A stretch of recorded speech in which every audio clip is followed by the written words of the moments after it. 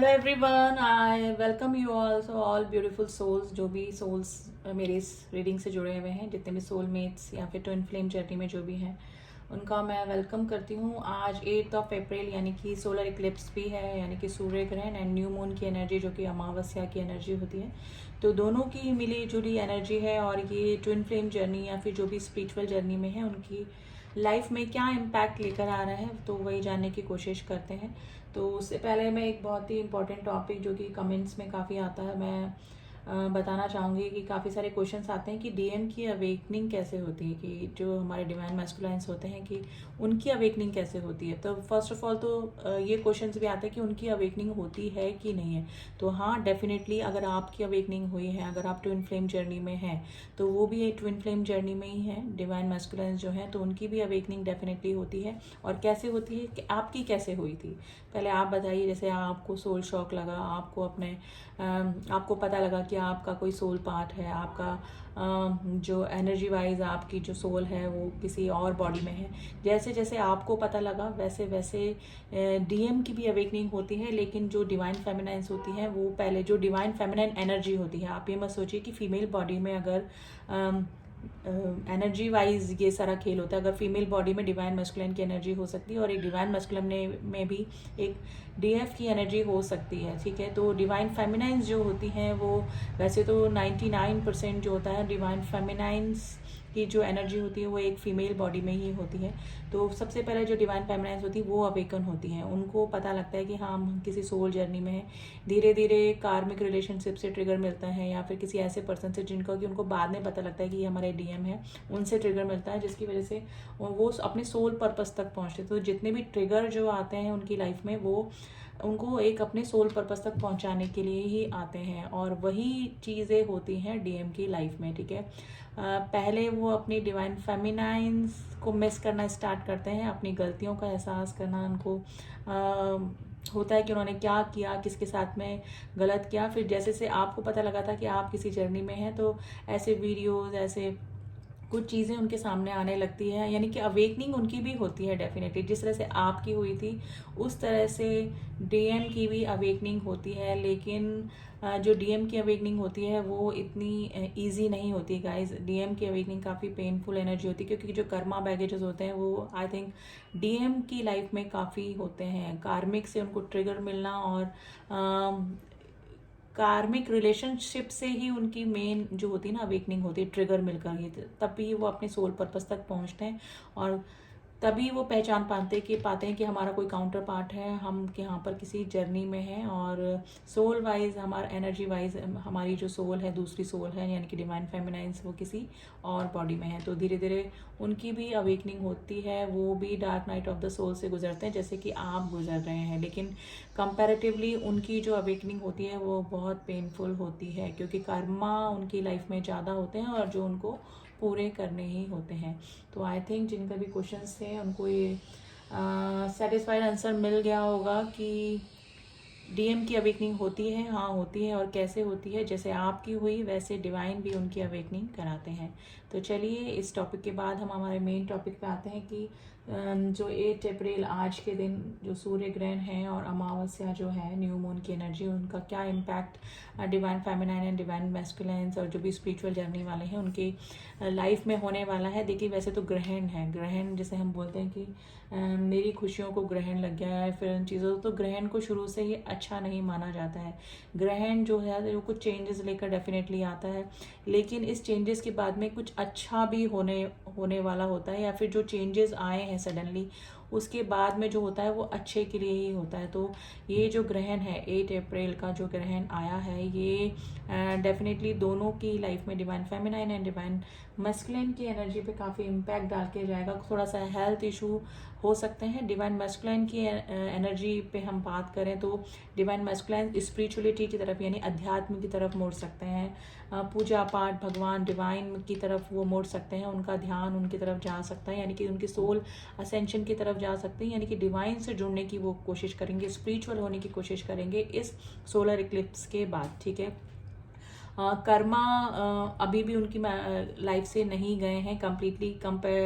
Collectively देखा जाए तो कर्मा बैगेजेस अभी भी डिवाइन मैस्कुलाइन की लाइफ में बने हुए हैं, तो कार्मिक ट्रिगर डेफिनेटली उनको मिलते रहेंगे, लेकिन उनको जो शांति मिलेगी वो स्पिरिचुअल होने पे ही मिलेगी। तो काफ़ी सारे डिवाइन मैस्कुलाइंस इस सोलर एक्लिप्स के बाद में स्पिरिचुअल हो सकते हैं, आध्यात्मिक हो सकते हैं, अध्यात्म की तरफ मुड़ सकते हैं, यानी कि डिवाइन में उनका ट्रस्ट हो सकता है, क्योंकि जो डिवाइन मैस्कुलाइंस होते हैं वो कम ही थोड़ा सा डिवाइन में ट्रस्ट करने वाले होते हैं, कम आध्यात्मिक होते हैं। लेकिन इस इक्लिप्स के बाद में उनमें ये चेंजेस देखने को मिल सकता है। थोड़ा सा हेल्थ इशू हो सकता है, स्लीपलेस नाइट से डिवाइन मैस्कुलाइंस गुजर सकते हैं, यानी कि थोड़ा सा डिप्रेशन की एनर्जी में रह सकते हैं, क्योंकि कार्मिक ट्रिगर ऐसे कार्मिक ट्रिगर उनको मिल सकते हैं जिसके कि उनकी अवेकनिंग हो और वो डिवाइन की तरफ मुड़े। ठीक है, ट्रिगर की वजह से ही वो थोड़े स्पिरिचुअल होंगे, क्योंकि स्पिरिचुअलिटी ही उनको एक ऐसा रास्ता दिखेगा जो कि जहाँ पर उनको शांति मिलेगी। ठीक है, और इधर अगर हमारे डिवाइन फेमिनाइंस की हम बात करें तो डिवाइन फेमिनाइंस को भी health issue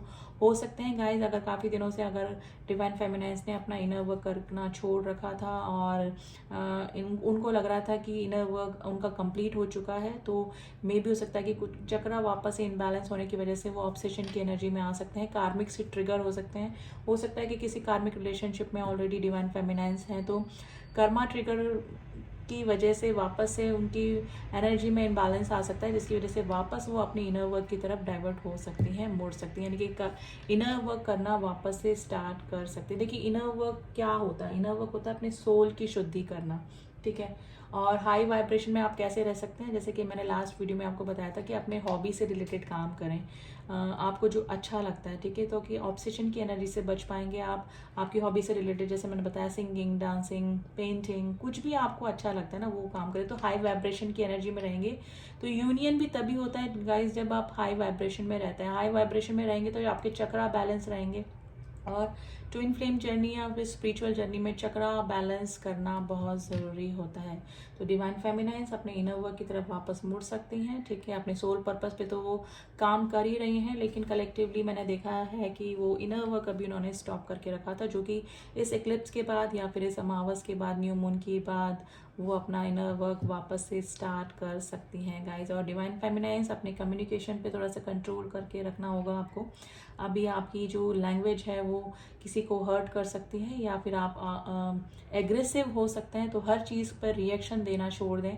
first of all तो कार्मिक से ट्रिगर मिल सकते हैं, फैमिली में ही कोई ऐसा पर्सन हो सकता है जिसकी वजह से आपका किसी के साथ आपकी कम्युनिकेशन को लेकर कुछ ना कुछ प्रॉब्लम हो सकती है। बातचीत में आप या तो ज़्यादा एग्रेसिव हो सकते हैं, कुछ उल्टा सीधा बोलकर आप रिलेशनशिप खराब ना करें, क्योंकि जो भी रिलेशनशिप अगर आपको परेशान कर रहे हैं तो वो आपके कार्मिक रिलेशनशिप हैं, जिसकी वजह से आप ट्रिगर हों और वापस से अपनी इनर वर्क पे लगें और अपने सोल पर्पस पे काम करें, जिस काम के लिए आपको धरती पर भेजा गया है। ठीक है, तो ये चेंजेस डेफिनेटली डिवाइन फेमिनाइंस की लाइफ में आ सकते हैं। मैं यही एडवाइस करूँगी कि ओवर रिएक्ट ना करें कोई भी चीज़। आप ये सोचें कि ये आपके साथ में हो ही रहा है और इस वजह से हो रहा है ताकि आपका असेंशन हो, आपकी सोल प्योर हो, आपकी सोल जो क्रोध, घृणा, ईर्ष्या, जो भी इम्प्योरिटीज़ एक सोल में होती है ना वो दूर हो। और वो कैसे होंगी, जब आप ट्रिगर होंगे। देखिए नॉर्मली अगर आप वैसे ही नर्व करते रहें तो ट्रिगर होने की ज़रूरत ही नहीं है।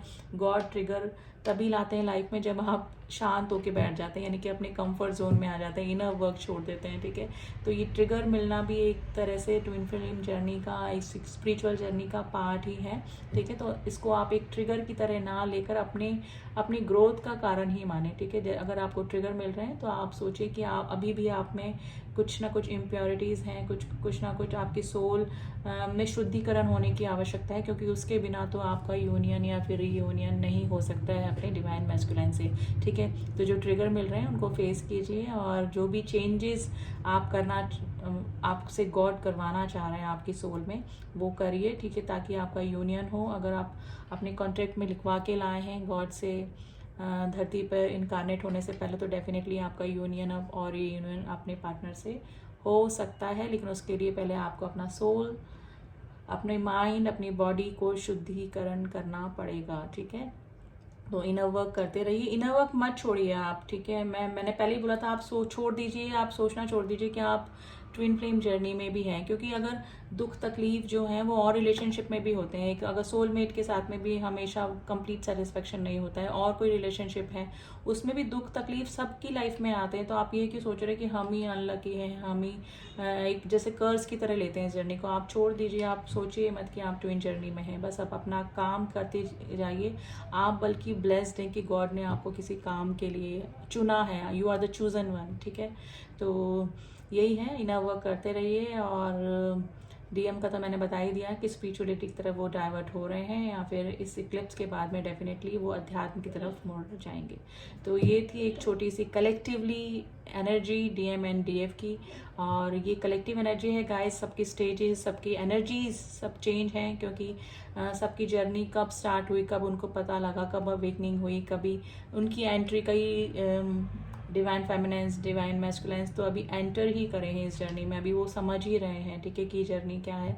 तो सबकी स्टेजेस अलग हैं गाइस, लेकिन कलेक्टिवली यही एनर्जी इस एक्लिप्स के बाद में, या फिर जो चेंजेस लेकर आएगी डिवाइन मैस्कुलेंस के बाद की लाइफ में और डिवाइन फेमिनेन की लाइफ में। तो आई थिंक आपको कुछ एडवाइस मिली होगी। और thanks to listening to me. मिलती हूँ आपसे नेक्स्ट रीडिंग में, तब तक के लिए ओम साई राम, ओम नमः शिवाय।